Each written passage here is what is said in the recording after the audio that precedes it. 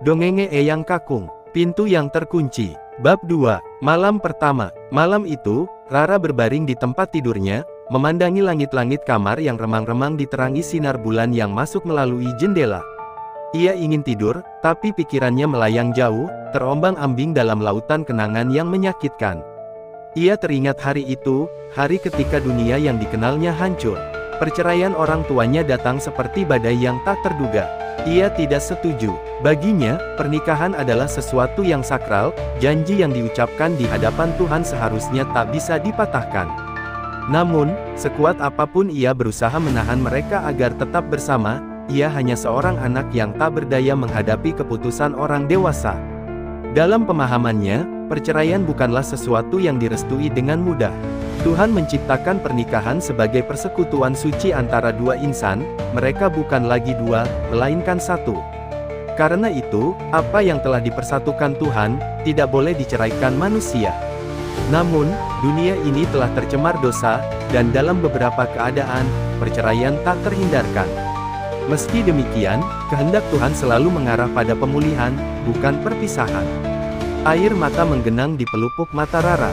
Ia bertanya-tanya, apakah Tuhan benar-benar mengizinkan ini terjadi? Apakah keluarganya sudah benar-benar hancur? Rasa sedihnya semakin dalam, membuat hatinya terasa kosong dan sunyi. Namun, kesunyian malam itu tidak hanya berasal dari perasaan hatinya. Ada sesuatu yang lain, sesuatu yang mengintai dalam bayang-bayang. Matanya melirik jam di meja kecil di samping tempat tidur. Pukul 1:47 malam. Ia menarik selimutnya lebih erat, berharap kantuk segera datang.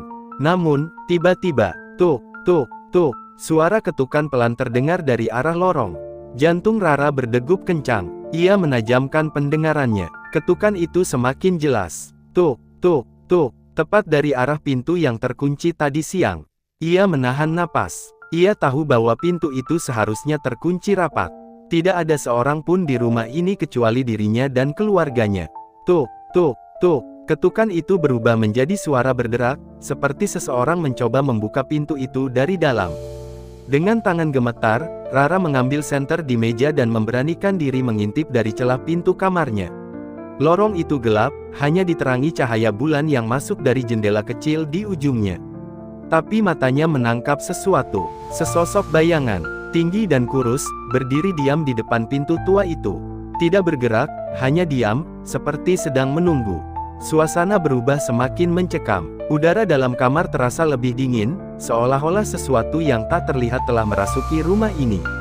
Rara menutup mulutnya agar tidak berteriak. Namun, seolah menyadari kehadirannya, bayangan itu perlahan menoleh ke arahnya.